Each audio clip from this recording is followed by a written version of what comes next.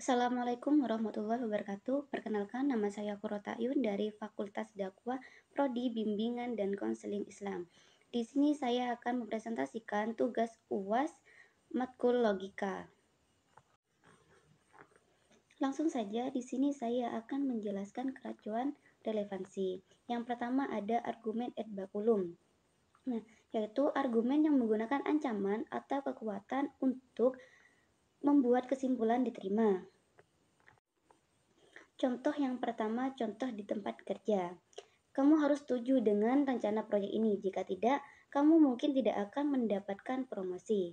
Nah, argumen ini menjelaskan dan menggunakan ancaman tentang tidak mendapatkan promosi untuk memaksa seorang menyetujui rencana proyek.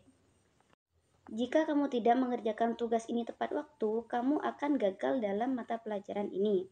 Argumen ini menjelaskan dan menggunakan ancaman tentang kegagalan akademis untuk memaksa siswa mengerjakan tugasnya. Nah, yang terakhir ada contoh dalam kehidupan sehari-hari.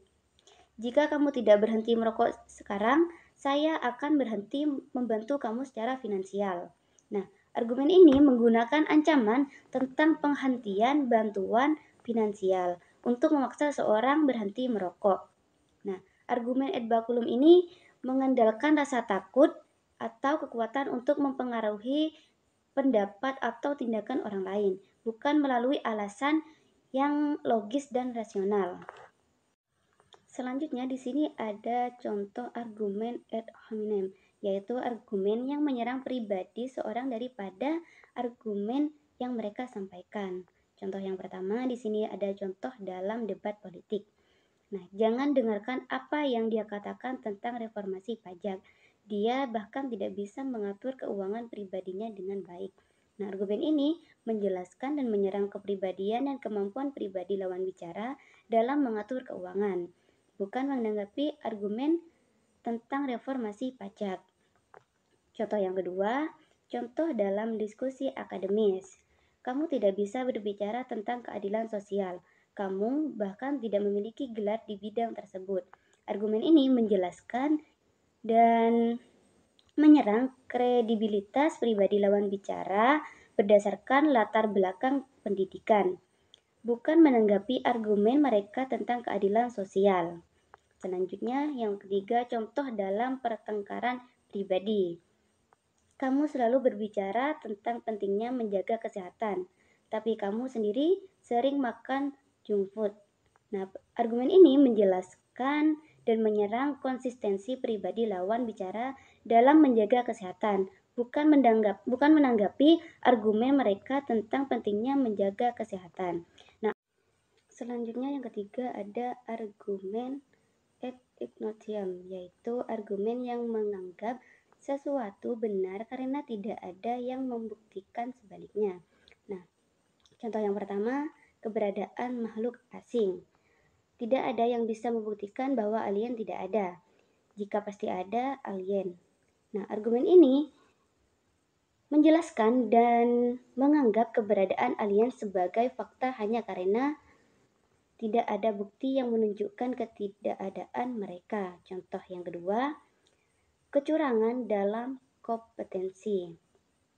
Dia tidak bisa membuktikan bahwa dia tidak curang dalam ujian, jadi dia pasti curang. Nah, argumen ini menjelaskan dan mengasumsikan bahwa seorang curang hanya karena mereka tidak bisa membuktikan sebaliknya, tanpa bukti konkret tentang kecurangan tersebut. Yang ketiga, kepercayaan terhadap takhayul. Nah, tidak ada yang bisa membuktikan bahwa roh jahat itu tidak ada. Jadi roh jahat pasti ada. Argumen ini menjelaskan dan menganggap keberadaan roh jahat sebagai fakta hanya karena tidak ada bukti yang menunjukkan ketidakadaan mereka. Argumen ini mengandalkan ketidaktahuan atau kurangnya bukti untuk membuat kesimpulan daripada didasarkan pada bukti positif dan atau argumen yang rasional. Yang keempat, di sini ada contoh argumen ad misericordiam, yaitu argumen yang menggunakan belas kasihan untuk membuat kesimpulan diterima. Contoh yang pertama, Contoh dalam penjualan. Pak, tolong beli produk ini. Saya sangat membutuhkan penjualan ini karena saya harus membayar biaya sekolah anak-anak saya. Nah, argumen ini menjelaskan dan menggunakan rasa kasihan terhadap keadaan pribadi penjual untuk mempengaruhi keputusan pembeli, bukan berdasarkan manfaat atau kualitas produk. Contoh yang kedua, contoh dalam hukum. Yang mulia, jangan hukum klien saya dengan hukuman penjara yang lama. Dia adalah satu-satunya pencari nafkah untuk keluarganya yang miskin. Nah, argumen ini menjelaskan dan menggunakan belas kasihan terhadap situasi keluarga terdakwa untuk mempengaruhi keputusan hakim, bukan berdasarkan fakta dan bukti kasus. Contoh yang terakhir, contoh dalam pendidikan. Ibu guru, tolong beri saya nilai bagus. Saya sudah belajar sepanjang malam dan sangat lelah. Saya benar-benar butuh nilai ini untuk lulus.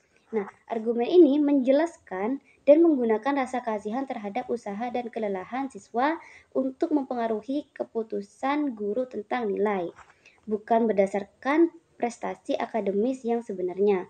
Argumen ini mengandalkan belas kasihan dan emosi untuk mempengaruhi keputusan atau pendapat, bukan didasarkan pada alasan yang logis atau bukti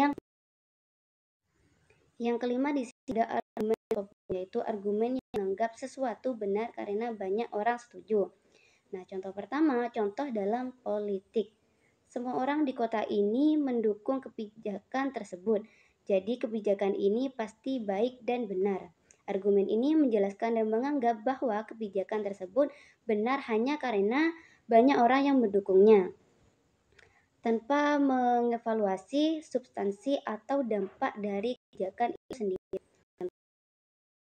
Contoh yang kedua dalam produk konsumen. Produk ini adalah yang terbaik di pasaran karena banyak orang yang sudah membelinya.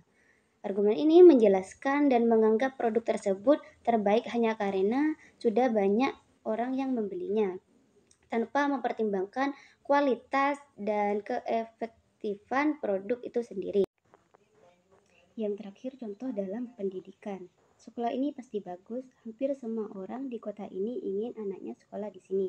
Nah, argumen ini menjelaskan dan menganggap sekolah tersebut bagus hanya karena banyak orang ingin anak mereka sekolah di sana, tanpa mengevaluasi kurikulum, fasilitas, atau kinerja akademik sekolah tersebut. Nah, argumen ini mengandalkan popularitas atau dukungan dari banyak orang untuk membenarkan sebuah pernyataan atau kesimpulan, tanpa mempertimbangkan argumen logis atau bukti yang relevan.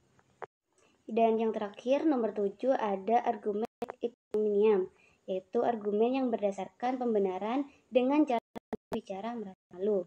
Contoh yang pertama, contoh dalam karir. Kamu ingin menjadi seorang penulis, tidak takut disebut sebagai pengangguran. Nah, argumen ini menjelaskan dan berusaha membuat seseorang merasa malu karena pilihan karirnya, bukan berdasarkan argumen logis tentang kelebihan atau kekurangan menjadi seorang penulis. Contoh yang kedua, contoh dalam pendidikan. Kamu masih percaya tentang teori evolusi di zaman sekarang. Kamu benar-benar tidak mengikuti perkembangan ilmu pengetahuan.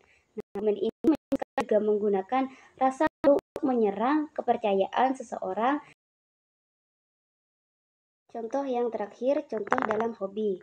Mau menjadi seorang seniman, nanti mau makan dari mana? Karena seniman itu kan sekali miskin. Nah, argumen ini menjelaskan dan menggunakan rasa malu dan stereotip untuk mendiskreditkan seseorang menjadi seniman, bukan dengan alasan yang rasional. Argumen ini mengandalkan rasa malu untuk mempengaruhi pendapat atau keputusan orang lain dan mengabaikan argumen logis atau bukti yang relevan. Sekian dari saya. Wassalamualaikum warahmatullahi wabarakatuh.